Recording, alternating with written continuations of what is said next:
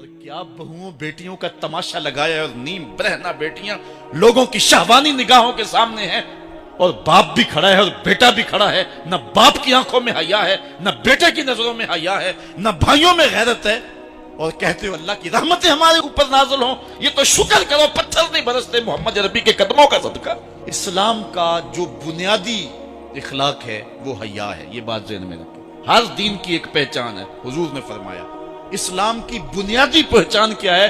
حیا ہے۔ جب ہم نے اسلام کے دامن کو چھوڑ دیا ہے، یہ رسم حنا کے نام سے بدتمیزی یہ کس معاشرے سے ہم نے لی ہے؟ ہمارا تو رب یہ بھی گوارا نہیں کرتا کہ ہفتے کے دن کی تعظیم ہو اور اونٹ کا گوشت ایک بندہ ترک کرے یہودیت کی رسم سمجھ کے، اسلام سے ٹکراتا نہیں ہے، پھر بھی جو ہے وہ اسلام اس کو گوارا نہیں کرتا۔ اور کیا بہوؤں بیٹیوں کا تماشا لگایا ہے، اور نیم برہنہ بیٹیاں لوگوں کی شہوانی نگاہوں کے سامنے ہیں، اور باپ بھی کھڑا ہے اور بیٹا بھی کھڑا ہے، نہ باپ کی آنکھوں میں حیا ہے، نہ بیٹے کی نظروں میں حیا ہے، نہ بھائیوں میں غیرت ہے، اور کہتے ہو اللہ کی رحمتیں ہمارے اوپر نازل ہوں۔ یہ تو شکر کرو پتھر نہیں برستے محمد عربی کے قدموں کا صدقہ۔ اگر ان کی رحمت نہ ہو درمیان میں، ابھی آگ لگ جائے دونوں جہاں میں۔ یہ تو ان کی رحمت ہے کہ پتھر نہیں برستے۔ پچھلی قوموں نے ایک ایک جرم کیا، کسی کے اوپر پتھر برسے، کسی کے اوپر خون برسا، کسی کے اوپر ایسا زلزلہ آیا کہ نیچے والی جگہ اوپر اور اوپر والی بستیاں نیچے، لیکن اس امت پر ایسا نہیں ہوگا۔ اللہ کہتا محبوب تیری وجہ سے نہیں ہوگا، ورنہ حضور نے فرمایا کہ یہ امت پچھلی امتوں کے قدموں پر قدم رکھے گی۔ یہاں تک حضور نے فرمایا کہ اگر کسی شخص نے اپنی ماں کے ساتھ بھی زیادتی کی ہے تو یہ وہ بھی کرے، اور دیکھ رہے ہیں کیا کچھ نہیں ہو رہا۔ قبروں سے مردے اکھاڑ کر کے ان کی بے حرمتی نہیں کی جا رہی۔ کبھی ایسا بھی ہوا تھا؟ کیا کچھ نہیں ہو رہا؟ تم کہتے ہو کہ ہمارے اوپر اللہ کی رحمتیں نہیں اترتی، میں کہتا ہوں شکر کرو پتھر نازل نہیں ہوتے، اور یہ صدقہ ہے محبوب کی کالی کملی کا۔ اور اللہ نے فرمایا ما کان اللہ لیعذبہم وانت فیہم، محبوب تیری وجہ سے میں عذاب نہیں اتارا ورنہ پیس کے رکھ۔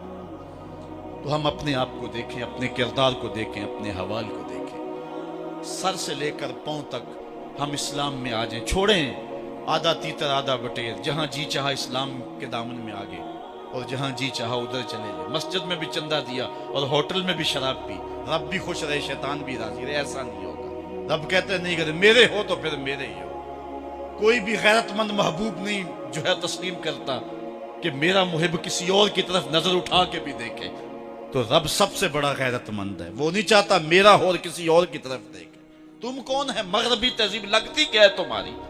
اپنی ملت کا قیاس اقوام مغرب سے نہ کر، خاص ہے ترکیب میں تجھے قوم رسول ہاشمی۔ تم غیروں کی نقالیاں کرتے پھرتے ہو، تمہارے سامنے سیدہ عائشہ کی سیرت موجود نہیں ہے، تم مغرب کے ٹینوں بننے کی کوشش کرتی ہے میری بیٹی، تیرے سامنے محمد کی بیٹی فاطمہ کا نقشہ نہیں ہے؟ کدھر بھاگ رہی ہے؟ یہ بال کھول کے بازار میں کون جا رہا ہے؟ یہ نیم برہنہ کون جا رہا ہے؟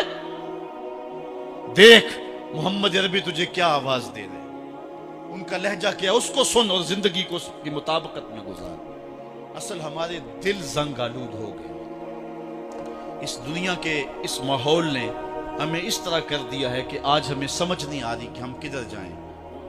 علماء فرماتے ہیں جب دل زنگ آلود ہو جائیں تو پاک لوگوں کی صحبت اختیار کریں، اور کثرت ذکر، حضور نے ارشاد فرمایا لکل شین ثقالہ وثقالۃ القلوب ذکر اللہ، ہر شے کا زنگ اتارنے والی کوئی چیز ہے، دلوں کا زنگ لگ جائے تو اللہ کا ذکر کیا کرو، دلوں کا زنگ اتر جائے۔ اور ایک اور حدیث میں حضور نے دلوں کا اور من کا میل اتارنے کے دو نسخے بیان کیے، ایک کثرت کے ساتھ موت کو یاد کرنا، کثرت کے ساتھ موت کا تذکرہ، اور دوسرا کثرت کے ساتھ جو ہے وہ تلاوت کلام مجید۔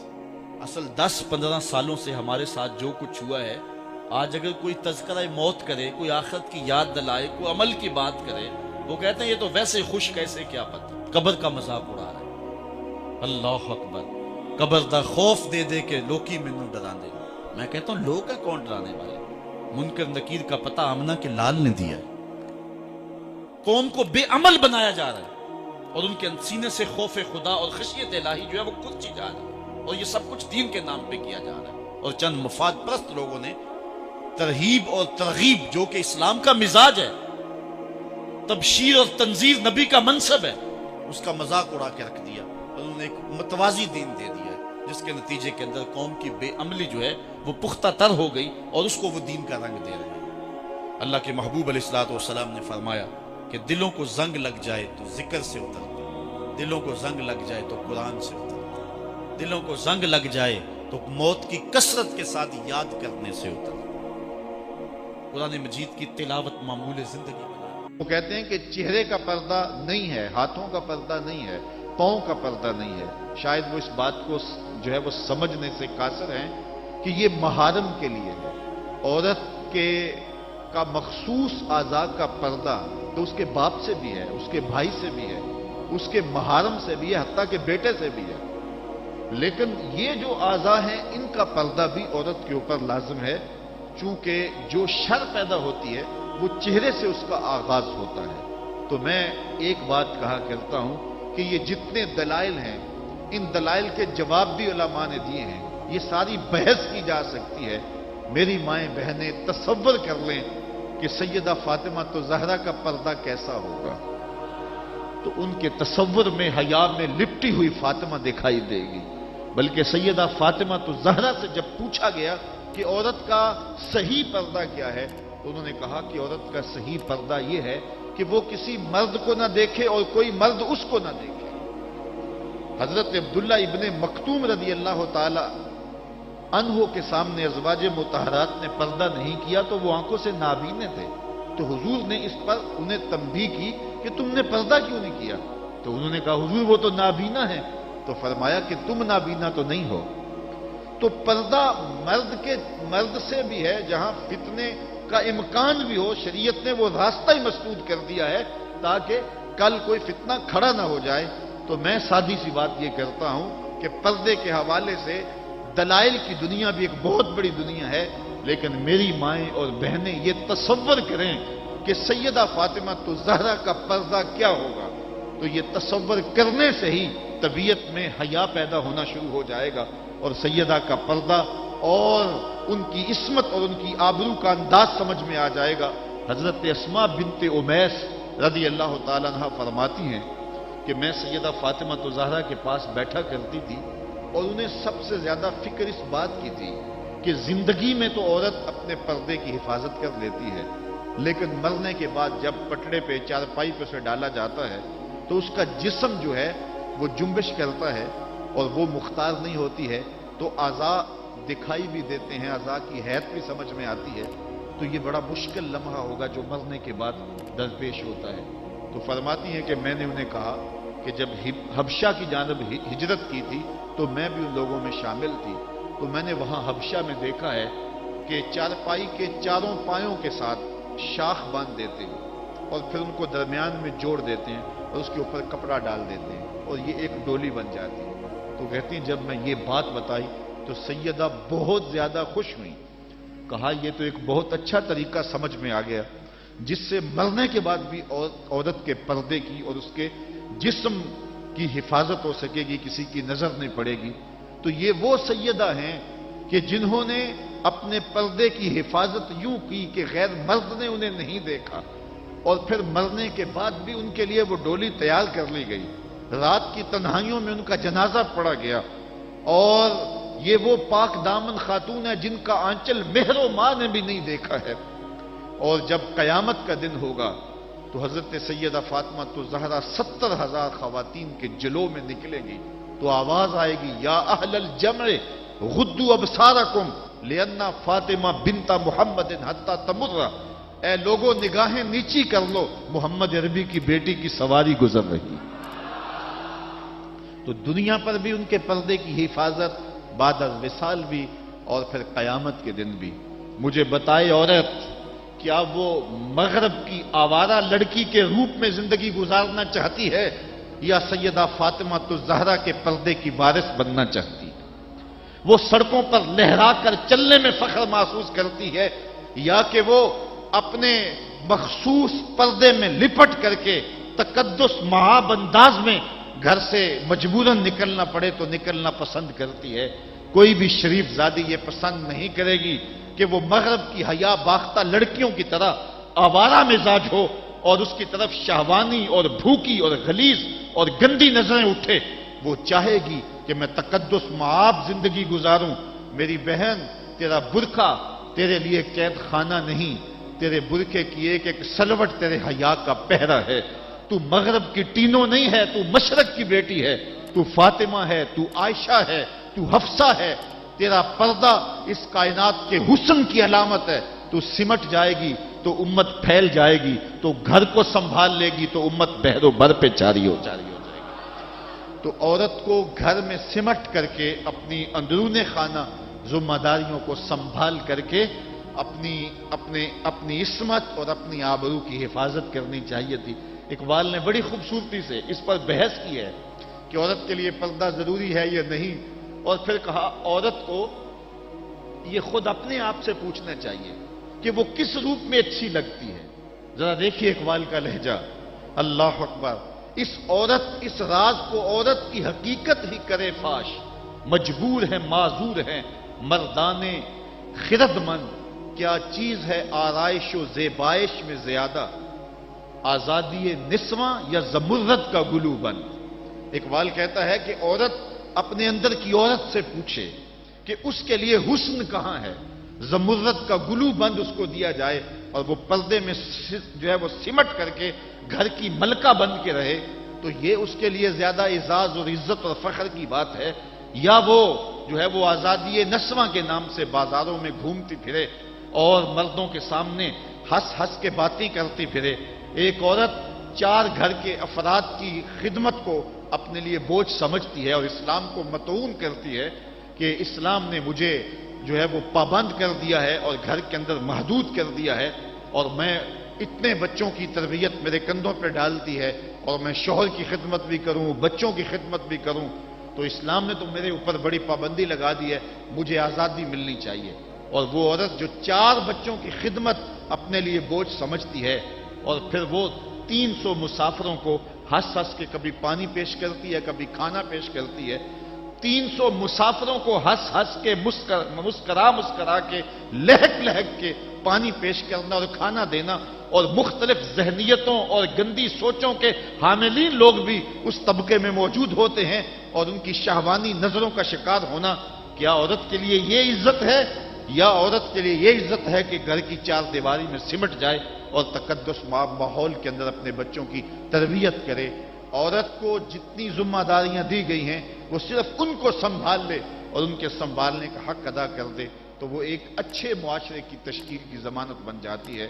سیدہ فاطمہ الزہرا رضی اللہ تعالی عنہا کا وجود ہمارے لیے ایک روشن، ایک منور اور ایک تابع جو ہے وہ وجود ہے، جس سے ہم مقدرات اسلام کی تربیت کے خد و خال لے سکتے ہیں. اقبال کہتا ہے تو نہ دانی کہ سوزے کراتے تو دیگر گوں کر تقدیر عمر را. میری بہن، اگر تو بہن ہو کے قرآن پڑھے تو عمر کی تقدیر بدلتی ہے، اور اگر تو ماں ہو کے قرآن پڑھے تو بیٹا نیزے کی نوک پہ قرآن سناتا. کربلا کے تپتے ہوئے ریگزار میں پیاسا ہونے کے باوجود حضرت امام حسین جو باطل کے آگے ڈٹے ہوئے ہیں اور جھک نہیں رہے ہیں، اور 71 لاشیں کندھوں پہ اٹھا کے خیموں تک پہنچا چکے ہیں، پھر بھی استقامت کا کوہ گراں بنے ہوئے ہیں. یہ حسین ابن علی کا کمال تو دکھائی دیتا ہی دیتا ہے، لیکن ذرا غور کی آنکھ سے دیکھو پیچھے فاطمہ کے دودھ کا اثر دکھائی دیتا ہے. تو اگر مائیں پردے میں سمٹ جائیں